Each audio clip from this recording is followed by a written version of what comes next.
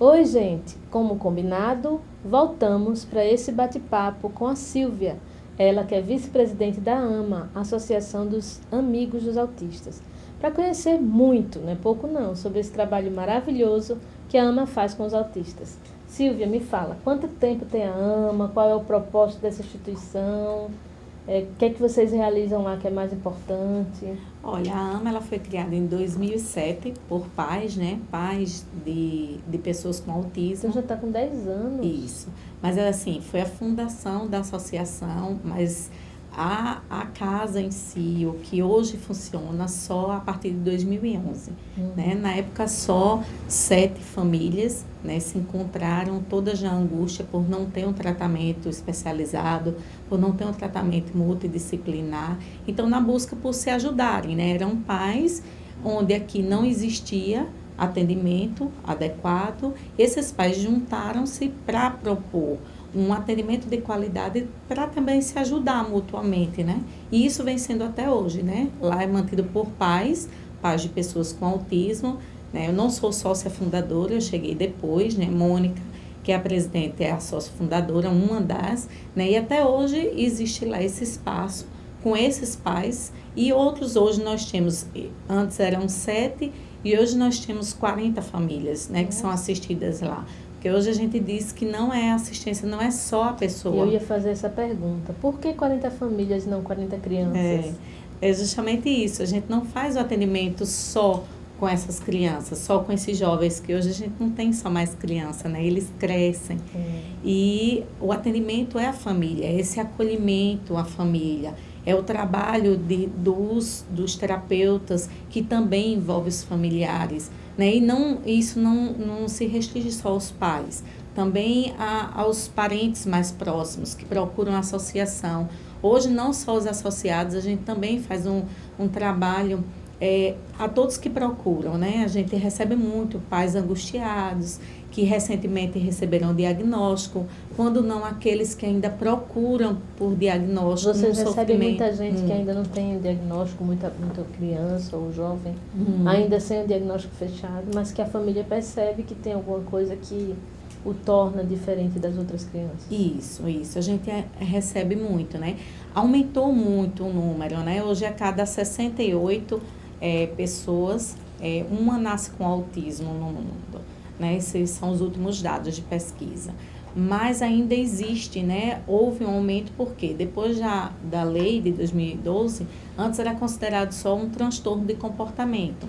Depois dessa lei, e aí eles são considerados deficientes, então houve um aumento, porque os médicos não mais puderam dizer, olha, vamos esperar, que antes se dizia muito, vamos esperar os 6 anos, e nisso a criança acabava perdendo. Sem um atendimento, sem um acompanhamento muito profissional, sem o estímulo necessário. Hoje, o que é que eles fazem, né? Temendo isso, eles dizem, mesmo sem fechar diagnóstico, como é no caso dos leves, é mais difícil fechar um diagnóstico, porque não tem nenhum exame que constate o autismo. Não é como a síndrome de Down, por exemplo, que um exame laboratorial faz o diagnóstico, né, da genético da síndrome. Isso, só o olhar clínico de um neuropediatra ou de um psiquiatra infantil é quem fecha esse diagnóstico, né? Então, é um olhar clínico, algo que não é fácil no estado, não é fácil achar profissionais que saibam fazer o diagnóstico preciso, principalmente quando ele é leve,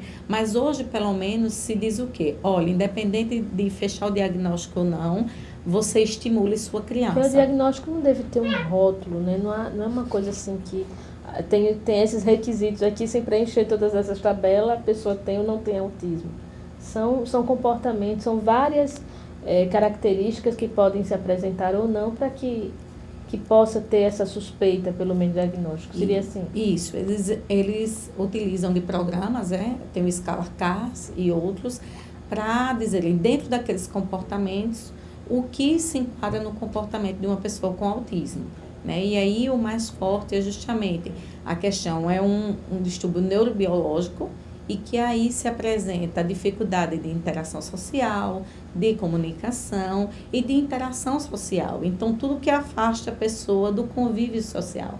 É por isso que muitas vezes as pessoas dizem, ele vive no mundo próprio. Na verdade, não tem nada a ver com isso. Ou todos são muito inteligentes. Não, também não é assim, né?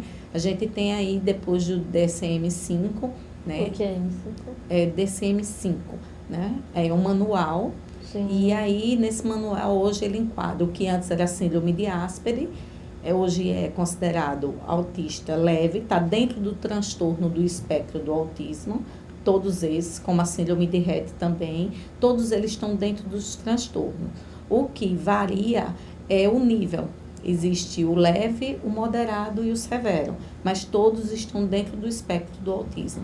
O interessante, gente, é que a Silvia não é terapeuta, não é cientista, ela é mãe de autista, mas tem todo esse conhecimento, porque com certeza buscou para dar uma melhor qualidade de vida e conseguir fazer todos os estímulos e as terapias necessárias para que o Heitor, que é o filho da Silvia, tenha, né, um convívio social dentro daquilo que é possível diante desses transtornos que ele tem, né, na família e na sociedade. É isso mesmo, né, Silvia? Isso, é. Eu sou professora, né? Na verdade, eu já tinha especialização em psicopedagogia, mas eu não sabia nada sobre autismo, né? É um trabalho muito específico, que é o que a gente vem desempenhando hoje na associação, né? É um tratamento multidisciplinar, com psicólogo, com terapeuta ocupacional, com fono, com educador físico. Então, assim, é muita coisa que se envolve para você desenvolver globalmente essa pessoa, né? Não é fácil. Então, por isso que a AMA existe pensando nisso. E até hoje, nós ainda trazemos pessoas para capacitar, né? A AMA, ela tem esse compromisso de utilidade pública, que é trazer informação. Eu lembro que a AMA recentemente, acho que 1 ano, 2 anos, fez um grande congresso aqui, né? Nível brasileiro. Tinha muita gente de fora aqui do estado. Isso. Foi uma capacitação bem... Isso.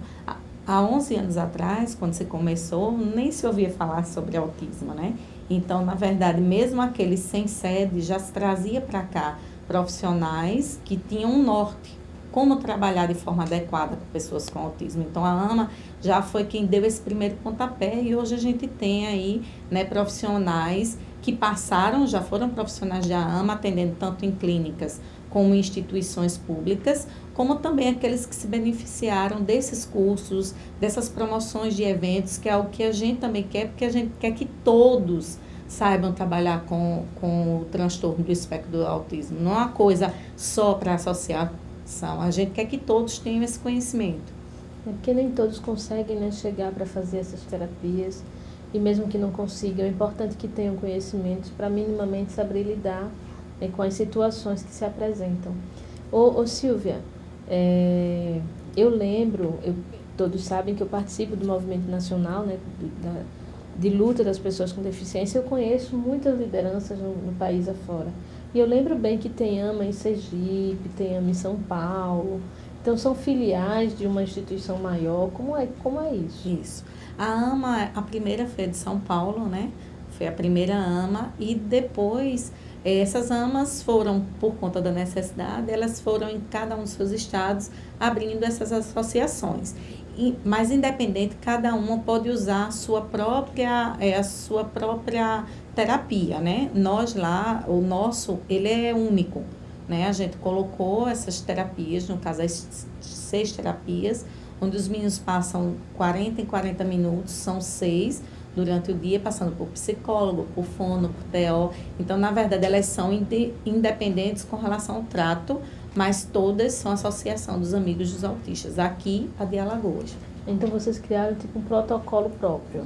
Isso. Protocolo de atendimento. De atendimento. As terapias que cada criança seria acompanhada, né, realizada dentro da AMA.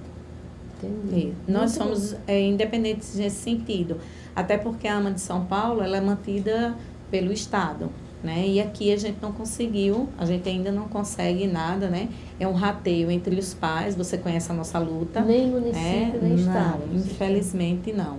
Né? A gente já tentou várias vezes, você tem conhecimento até porque você já tentou nos ajudar também, né? E a gente sofre ainda, por isso são rateios, não são pais ricos, são pais que fazem o esforço de ter ter o seu filho em um local que realmente tem um atendimento de qualidade. Então, lá nós temos desde motorista de táxi até quem vende churrasquinho, professores, né, que estão fazendo seu esforço. Imagina. Então, fica aqui, né, a cobrança da AMA e da sociedade para os gestores do município, do estado, mais especificamente da saúde e da educação, porque acho que são as duas políticas públicas que a pessoa, qualquer cidadão mais tem necessidade nos primeiros anos de vida. Não fica aqui essa reivindicação da Sílvia e da AMA, né, de que é preciso voltar os olhos para esse público. A gente já tem muita lei, né, mas é preciso mais do que lei, é preciso vontade de realizar, porque a lei só não vai garantir a inclusão. Silvia, a gente está terminando esse bloco, a gente volta daqui a pouquinho, e eu quero agora conversar com você se prepara, para saber da sua experiência como mãe, né, para você falar da sua experiência como mãe. Então fica aí, gente, a gente volta já para dar continuidade a esse bate-papo.